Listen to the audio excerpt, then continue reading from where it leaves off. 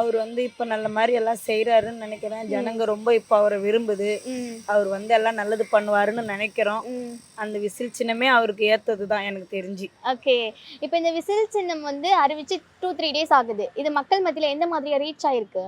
ரொம்ப பிரபலமா வந்திருக்குது. ஓகே. ரொம்ப எல்லாம் அரவரமா இருக்காங்க. இப்ப அந்த விசில் அவருக்கு ஏத்த மாரி வேற குடுத்துருக்குது. அதனால எல்லாம் இந்த இந்த விஜய் படத்துல கூட பிகிலுன்னு அவருக்கு பேரு. அதனால அது இப்ப ரொம்ப பரவலா இருக்கு. நல்லா இருக்கு. எல்லாம் அவருக்கு ஏத்த மாரி தான் இருக்கு. ஓகே. நல்லா வருவாங்க. அதான் இப்போதைக்கு 100% எல்லா இடத்துலயும் பரவிடுச்சுன்னு நினைக்கிறேன். ஃபுல் ஆதரவு விஜய்க்கு இருக்கு. ஓகே. அதே மாதிரி ஃபுல்லா விசில் சின்னம் காலையில ஆரம்பிச்சு தூங்குற வரைக்கும் எல்லா இடத்துலயுமே விசில் சின்னம் இருக்கனால ஃபுல் பாசிட்டிவா தான் இருக்கு.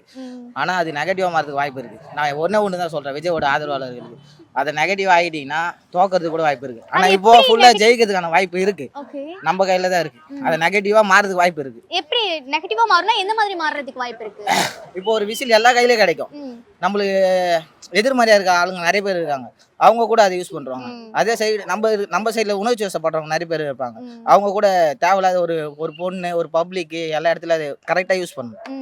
அவ்வளவுதான். கரெக்டா யூஸ் பண்ணா ஜெயிச்சிடலாம்.